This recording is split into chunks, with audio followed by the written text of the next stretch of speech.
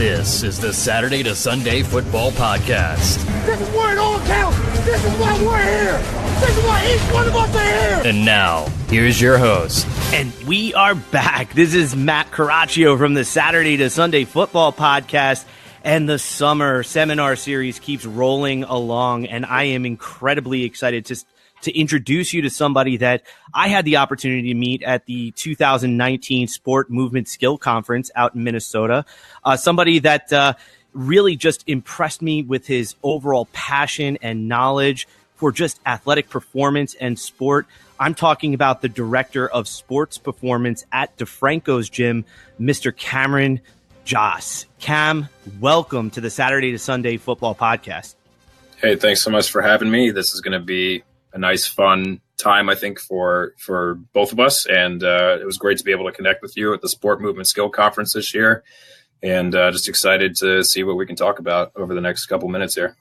Well, I'm sure if many of us out there have been following along with this series a little bit, the goal here, the essence here is to kind of discuss the nature of the problems that players face on the field of play. And I know that really your specialty or the area in which you're most passionate about is really the game of football.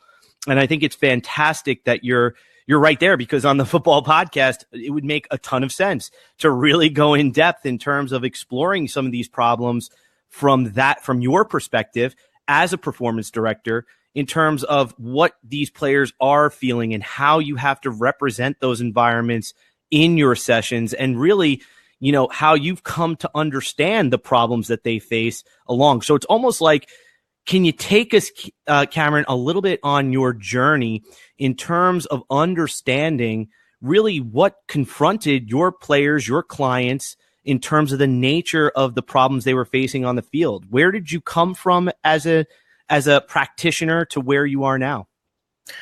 So really the thing that launched me into the field, you know, I really embraced the title of sports performance because, you know, I was an athlete. I played football myself, but I was never a naturally gifted player. So I was somebody that always had to work to attain whatever I could by playing the sport. So what really launched me into the field, I guess, of strength and conditioning initially is that I just wanted to understand, is it possible to take somebody that might be overlooked and develop them to where all of a sudden they're a competent player in a sport, and potentially a very, very good player in a sport. You know, perhaps somebody that's just under the line where they're not being noticed, but with a little bit of development, can they achieve great things in their given sport? So for me, that's what launched me into this field. So obviously everything started with reading into strength and conditioning. So I was just trying to figure out how to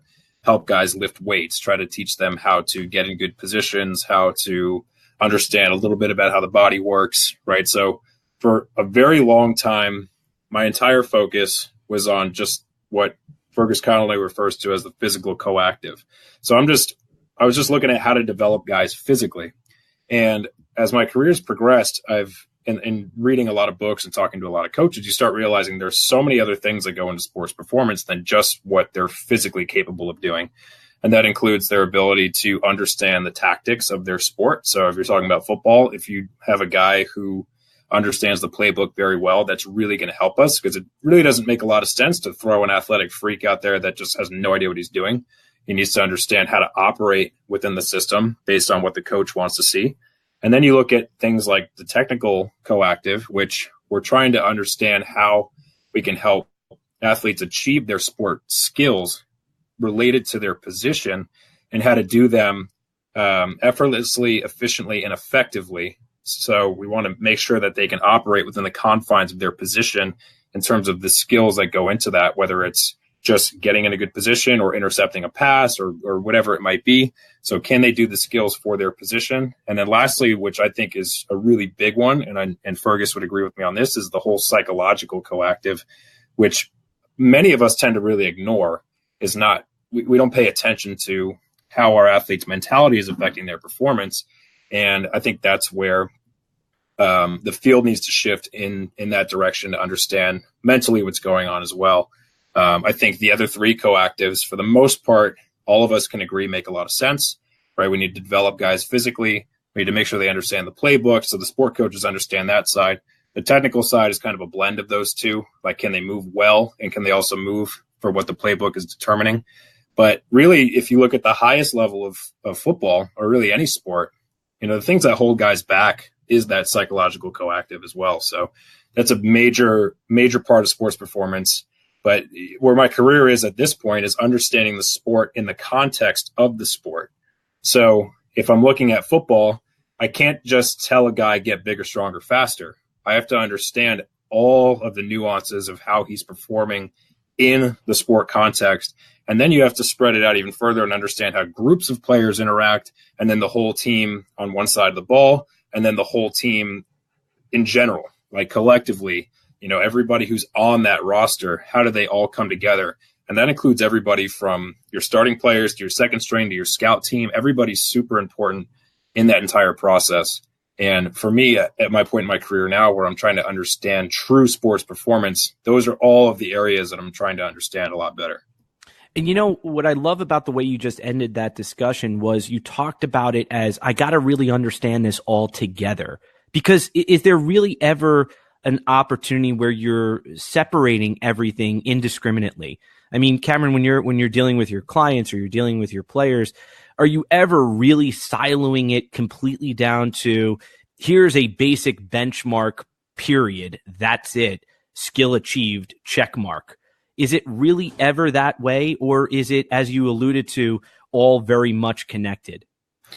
Oh, it's all interconnected. And the more you're involved in coaching, the more you see that. Whether or not you're truly aware of that, you're at least subconsciously aware of that. Because even if we're in the weight room and we're just doing something like a bench press, in the bench press, you have all of these aspects too. Like, you have to physically be able to do the exercise. You have to have the right technique while you're doing it.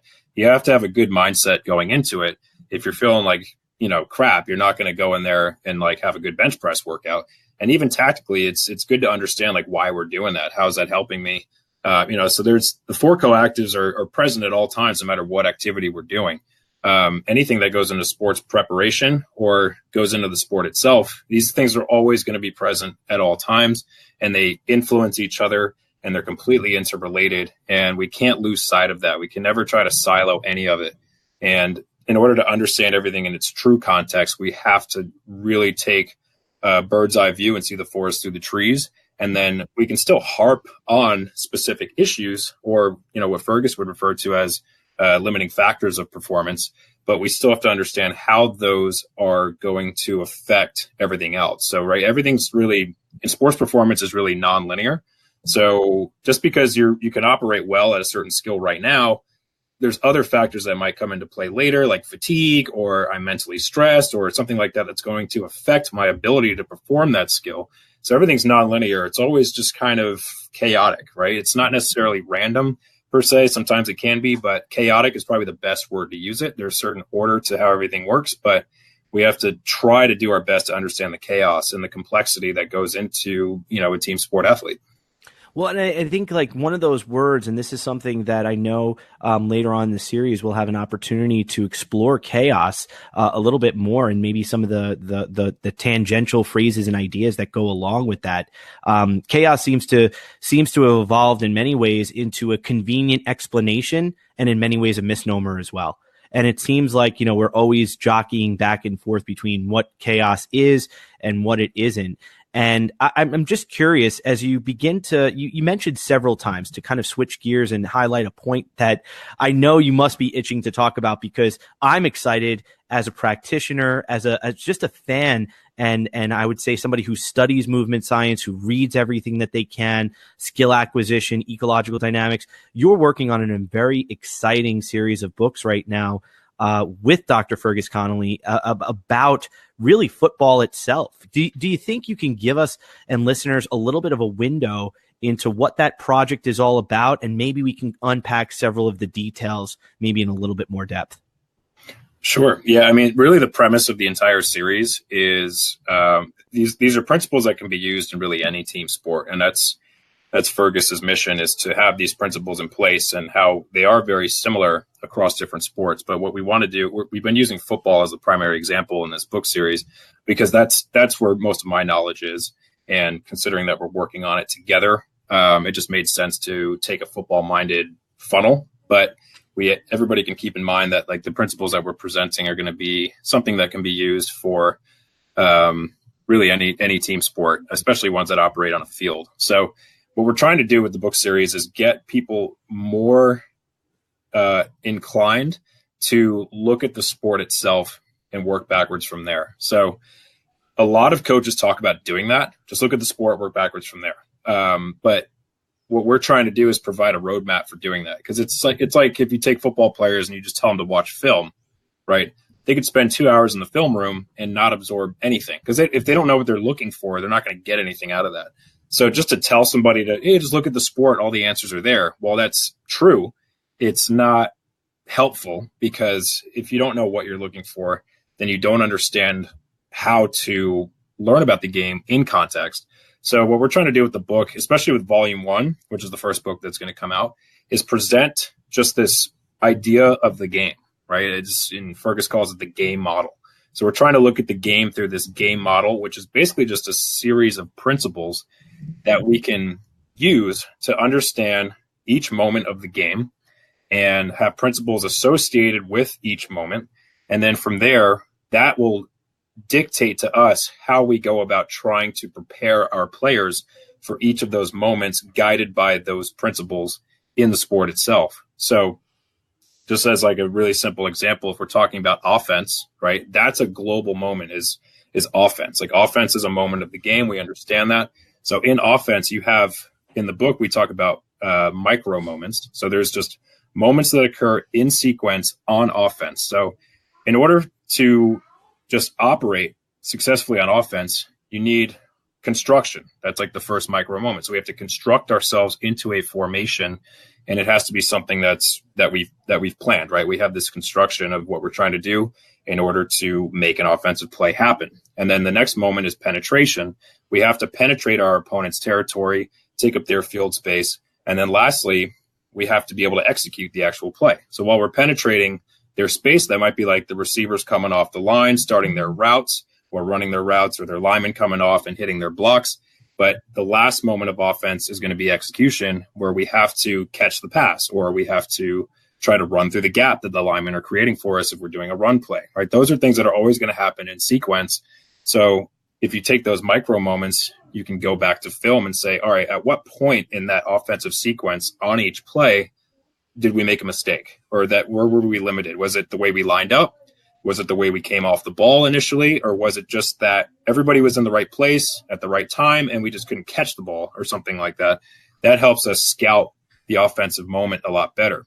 And then you have principles associated with the offensive moment. And for offense, we look at basically 5 to 6 different principles.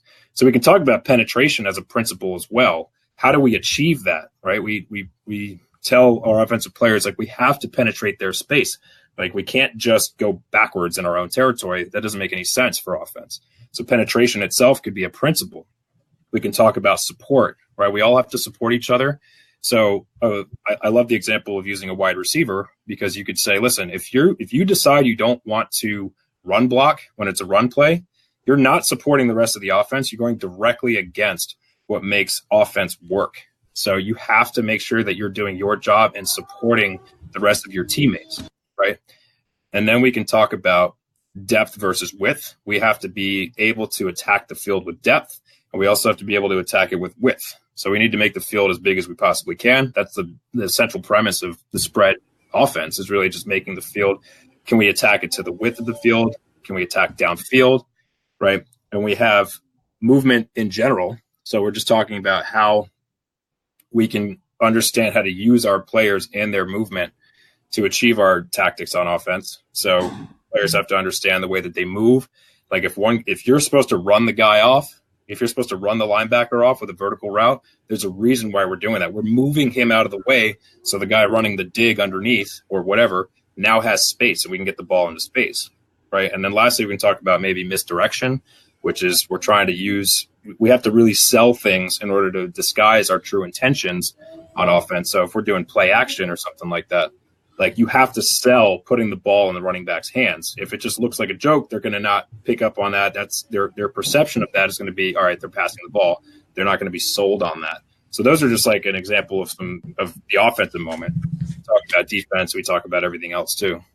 Well, no, and I think what's fascinating about that, to kind of bring it back to a point that you had said earlier in terms of looking at those coactives, when you're beginning to profile, the success or failure of a player. Now, and again, I don't want to use the word failure because that it's so judgmental, and that's not necessarily always the case, which is why we're creating these different kind of buckets in terms of understanding their performance.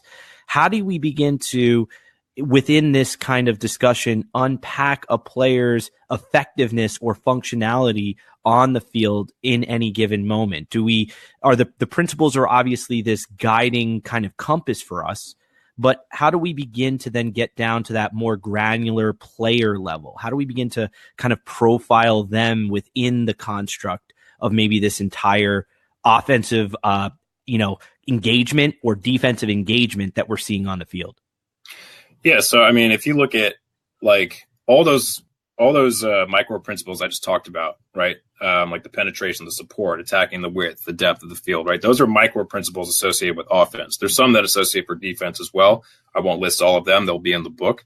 But what it really comes down to that's super simple is that on offense, we're just trying to create space, right? That's the broad macro principle. So at all times, we're trying to create space. So how do we do that with our offensive players?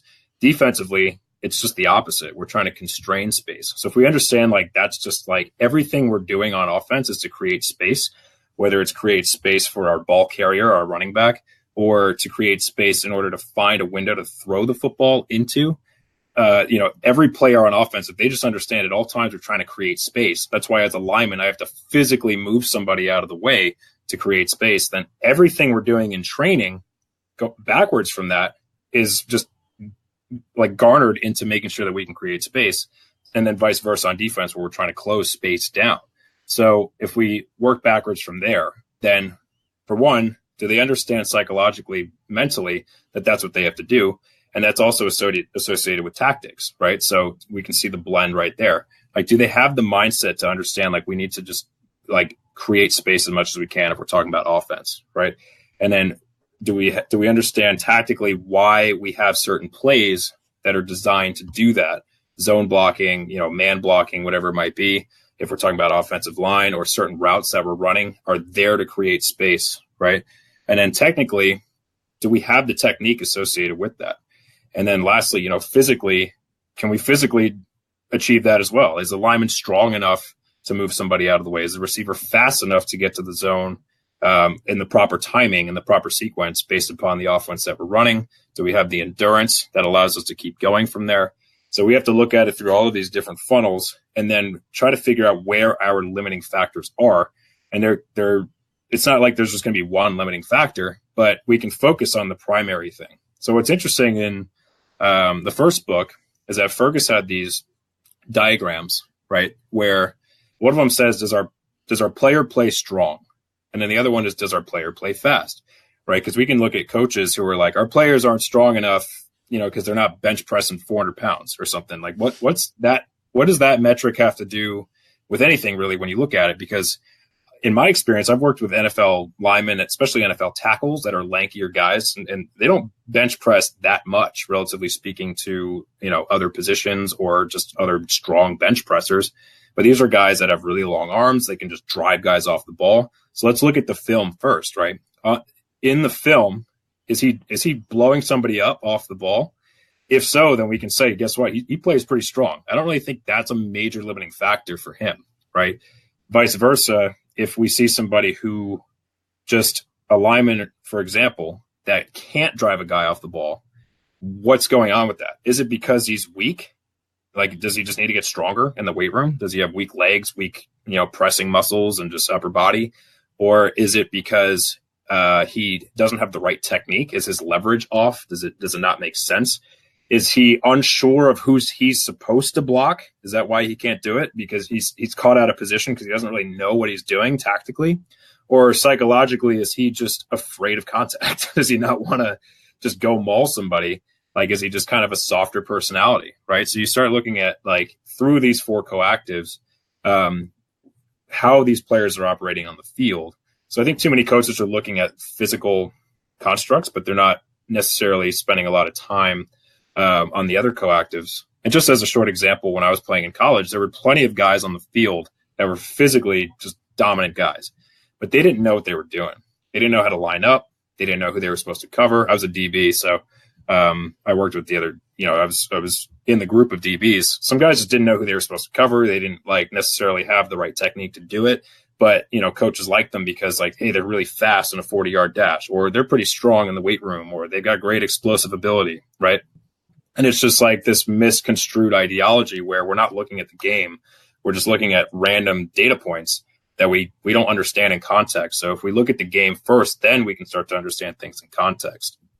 And what I'm curious about is your perspective about, I noticed you talked about, looking at the game and how maybe we fall in love with the aesthetics that is a particular position, what they should look like, how they should play the game. And then you get, traditional athletes that don't necessarily fall within the confines of your traditional benchmarks, whether it be anthropomorphically or even in terms of performance thresholds in the gym. But yet they're able, like you say, on the field to play strong or play fast. And even within that understanding, because I know some of your background in understanding performance would say, not every player is going to have the same solution to the same problem. They may do it in their own way. Where does kind of authenticity kind of play a role in terms of maybe building these synergies within the team itself? Because I wonder to what degree modern coaches, future coaches, even coaches right now, to what degree are players and coaches aware of their teammates' capabilities around them and how that may or may not shape the way they solve problems on the field? Is that, where do you think that kind of fits, the authenticity of the individual within the confines of the team sport itself? I think if you work back from the game. So for me, it's always going to be task-based first, right? What's the task and can they solve that problem? So can the quarterback get the ball to the right receiver at the right time? If he can do that, he can solve that task. Does he have the most perfect throwing motion in the world? Arguable, right? That's something that we can argue based on biomechanics or whatever it might be. But look, if you're a coach, you need a guy that can get the job done, right? You don't have to stress over this perfect throwing motion. So I had this discussion with Stu McMillan at Altus the other day, and also just some of my other strength coach friends, where we're looking at, what are we doing in the weight room or in strength and conditioning? What are we trying to do? Really, what we're trying to do is just hammer down basic biomechanical principles for the purposes of efficiency and safety, right? So if players are moving in a way that's just unsafe, we need to address that. Right. So that's, if you look at dynamical systems theory of movement, they talk about the idea of attractors versus fluctuations. So attractors are going to be the stable biomechanical components of movement. So those are almost inarguable. They still are, I guess you could consider arguable, but to a degree, it's just based on physics, right? So it's if they're not operating efficiently based on physics, there's a chance of them moving in a way that's unsafe. So we need to make sure that we understand the physics associated with movement as best we can, which is what biomechanics is all about, understanding positions and the forces that cause those positions and get athletes into certain shapes. So if we can really study that, we can figure out how to keep athletes in a safe position.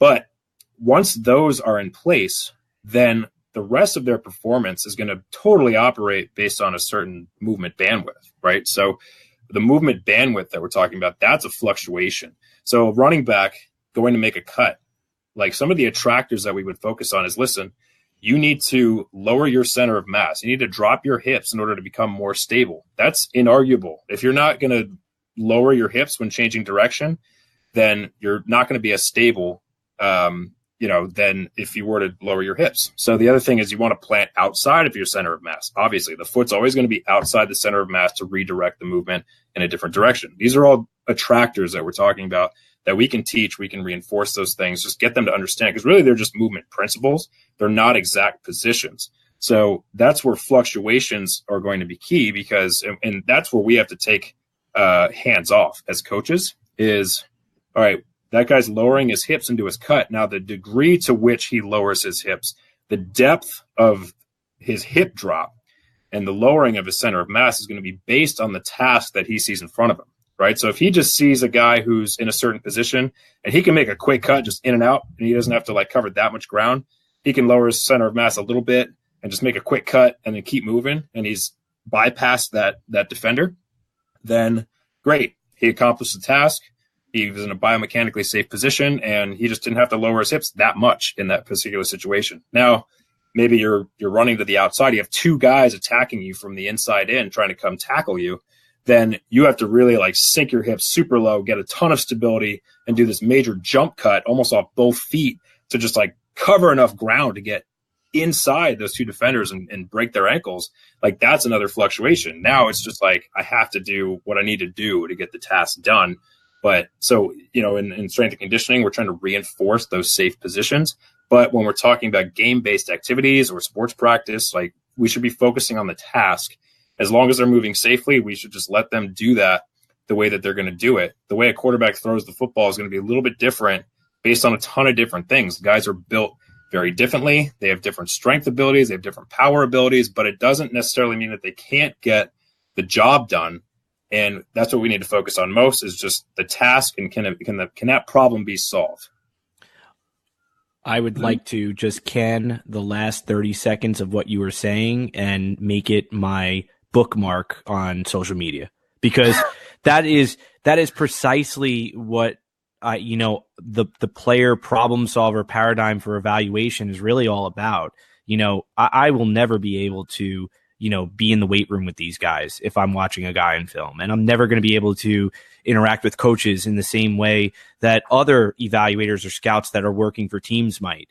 I'm left with the game film, which you've painted a very clear picture is immensely rich in terms of understanding, the player's movement skill on the field.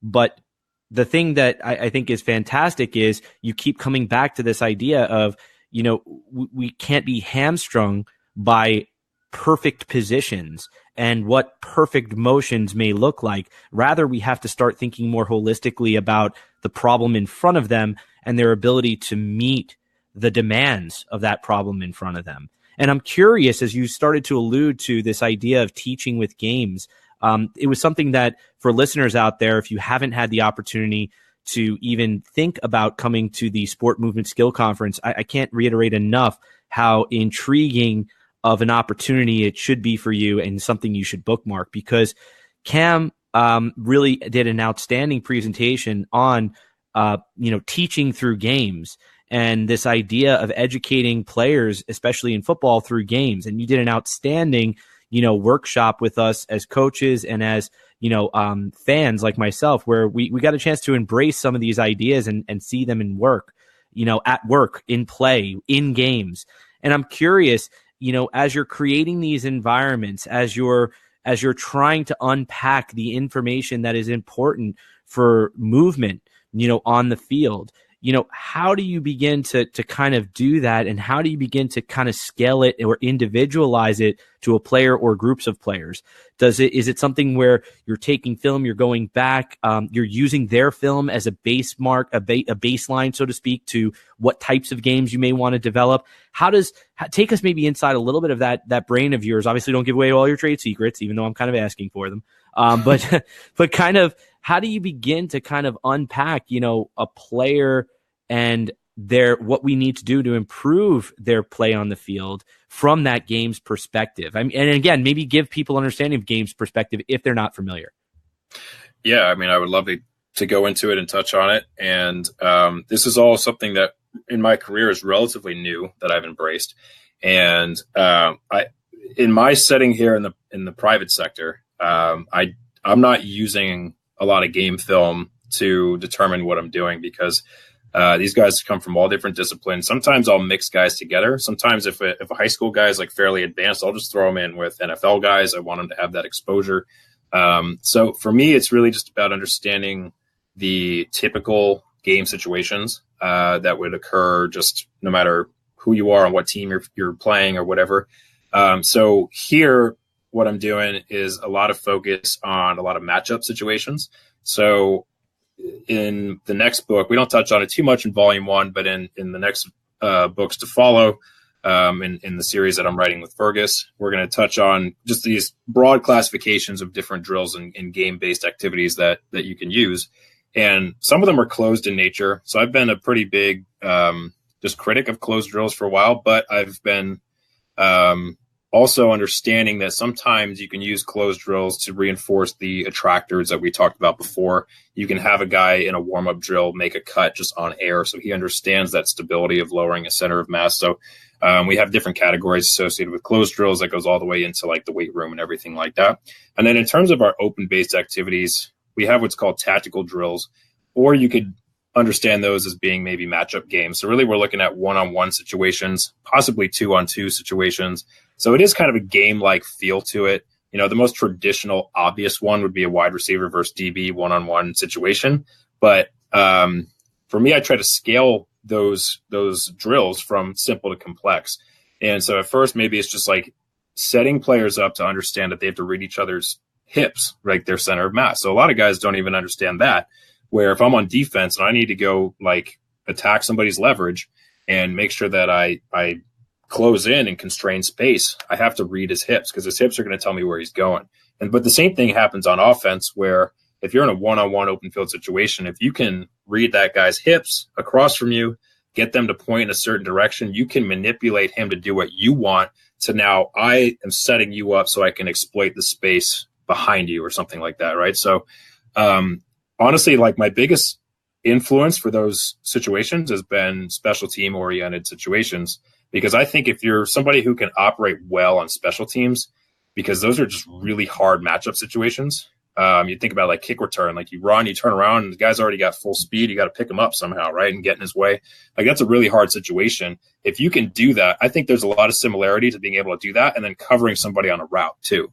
So it's just about like these universal concepts of like, can I pick somebody up in space and stay with them? Can I go attack and meet him? Like we're both coming at each other, and then I can still make sure he doesn't find the space around me, and I can close in and just go get him. And I'm a good open field tackler, or we're not actually tackling in the games here. We have flag belts and things like that, but it's just teaching players to start tracking, the other players and understanding like the information they're presented with. How is that going to dictate what they need to do? Right. And a lot of these games are going to be pass fail, which makes them awesome, because now it's not like, was that drill done with good form? Like there's no like question of that, because really the first thing is like, look, you either got the guy or you didn't, or you either made the guy miss or you didn't. And if you didn't, we need to figure out why that was. Was it your positioning? Was it just that your eyes weren't in the right place? So you have this whole perceptual cognitive side of development that a lot of coaches will chalk up to being something that can't be coached, right? They're just like, oh, he's got this innate ability to just make guys miss, and he's got this just uncanny ability to run routes and just like get open. And, but those are things that at some point you got to learn those things. So if we understand how those things are learned, we can develop them. And basically in these matchup situations, these tactical drills, we are totally utilizing perception and information processing. So if I have to read the guy across from me, and that's going to dictate what I then do. It's my interaction with the environment and my environment's reaction to what I'm doing as well. Like if I do something, he's going to do something. And then when he does that thing, I have to do something else. You know what I mean? So it's this constant interaction the whole time that you're now developing the speed at which you're able to see that stuff. So in these one-on-one situations, you're just taking a game situation, diluting it all the way down into that one-on-one matchup situation, which a lot of times in football is like your money situations, right? If you give up that play, if you're a defensive back, you're on an island and you give that up, like that's a major play in football that happens. So, and then from there, you can obviously scale it out into doing more multiplayer games. And what we categorize in the books is that you have tactical games, which tactical games would be very sport specific. So we're talking about football practice at that point, right? 7-on-7s would be a tactical game situation, very football specific. So we're going to be a lot more hands off with that in the off-season training, because that's going to start to come into play as the season comes around. But we can use small-sided games that are basically generalized activities that are very similar to like physical education, where now we can do 3-on-3, 5-on-5, or if we wanted to, we could go 7-on-7.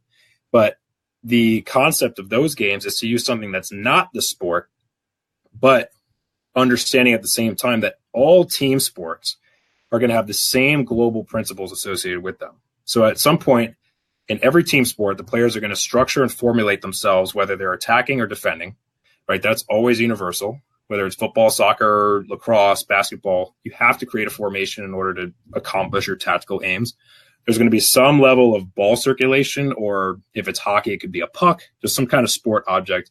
And that's going to dictate what everybody's doing. Everybody's got to be aware of where their guy is that they're covering or that they're going against, where their teammates are. They have to understand where the ball is too at all times. These are things that are just like present in all these team sport games. They have to understand player circulation, which means like, where am I? Where are my teammates? Where are my opponents? Right. I just touched on that as well. And then the relationships between all of those factors that are going to determine the sequencing and timing of my actions and his actions over there.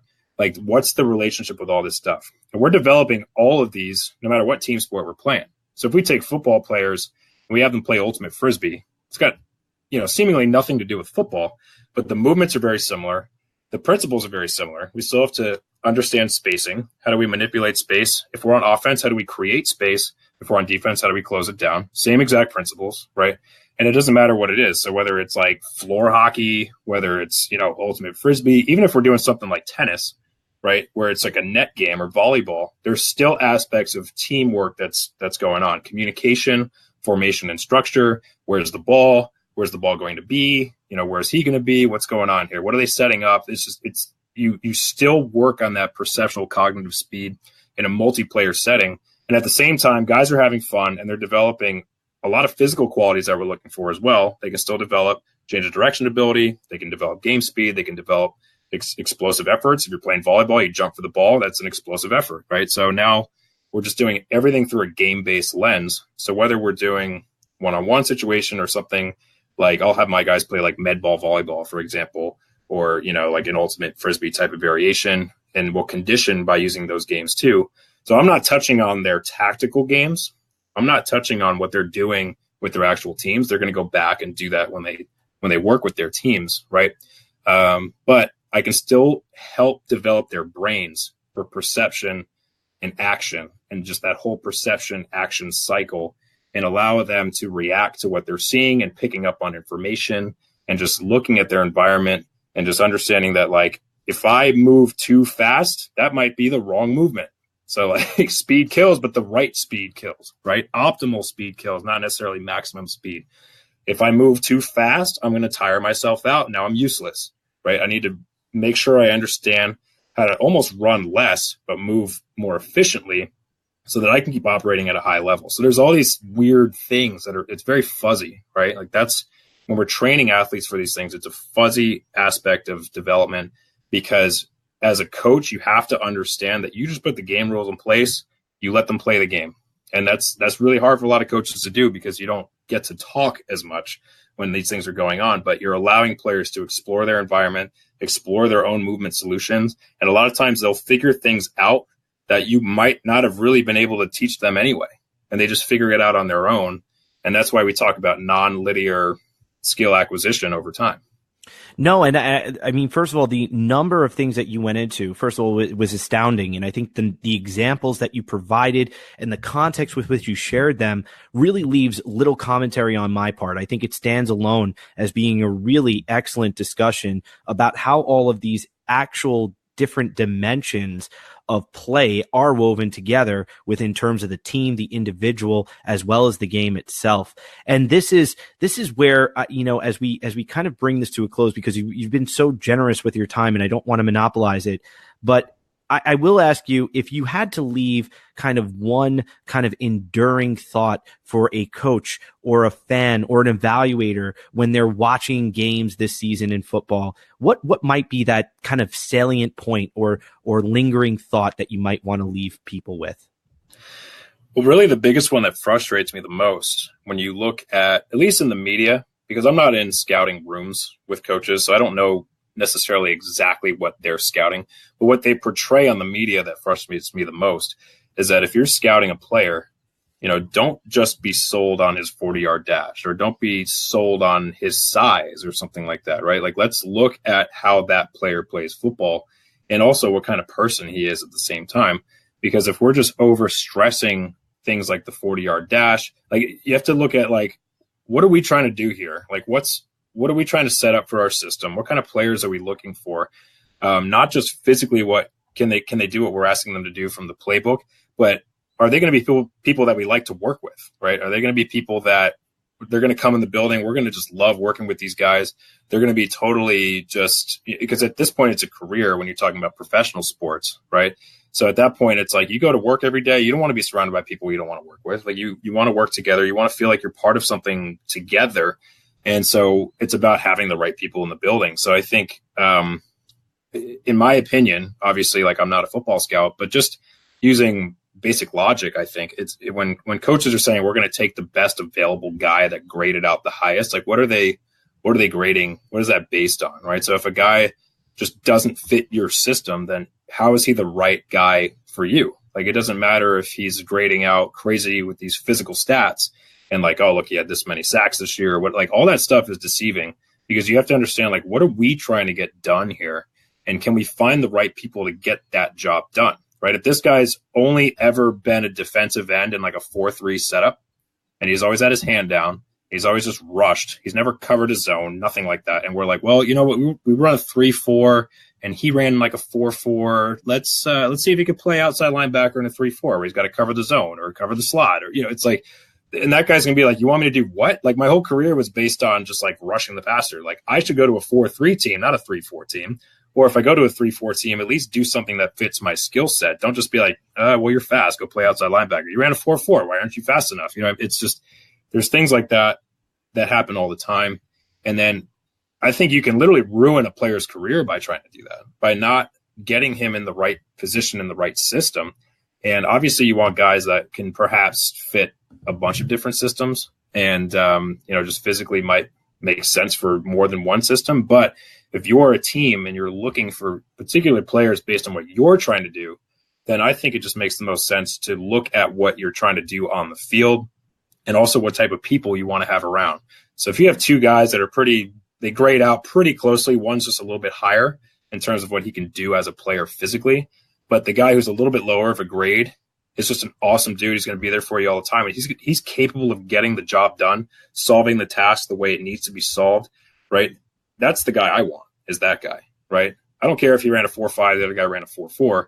I want the guy who's going to get the job done, and the guy who's going to show up every day and not give me that many issues, right? Like it sounds really obvious, but all the time this stuff doesn't happen. Like all the time it's just the other way around, where we're taking the freak instead of the guy who's just the good player, the good person, and just the collective whole that goes into all four of those coactives. Can he play the game? Does he understand the game? Is he a great guy? And by the way, can he physically just like be on the field with these guys at the pro level? If he checks all of those boxes, that's a guy you want to have.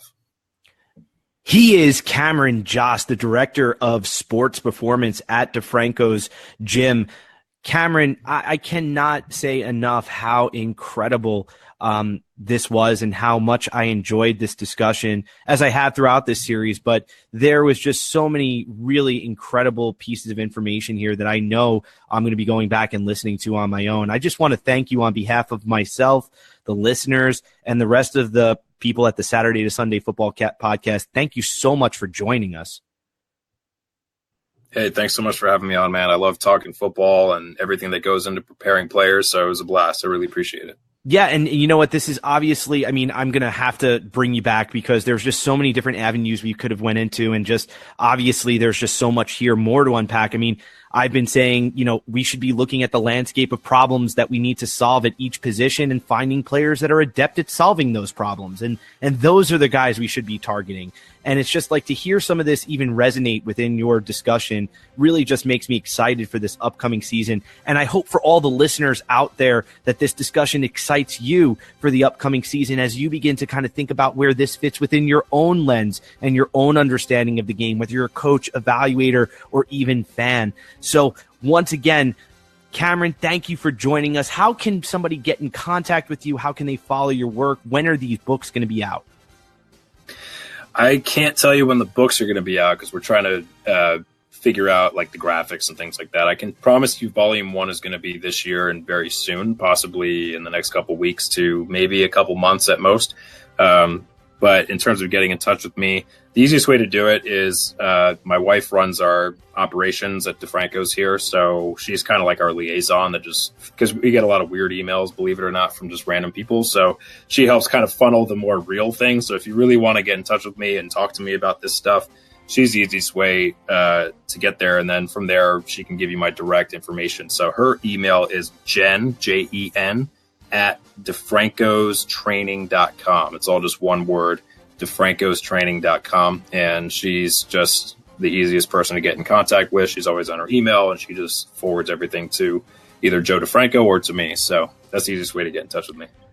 Thank you so much. And for everybody out there, thank you so much for joining us. And again, on behalf of myself, Cameron, and the rest of the crew at the Saturday to Sunday Football Podcast, I really appreciate your time. And please continue joining us for this summer seminar series as we continue to look at the nature of the problems that players are facing. I know this episode is going to leave me with a lot to consider as I move forward into this year. So again, thank you. And please join us next time as we take you from Saturday to Sunday.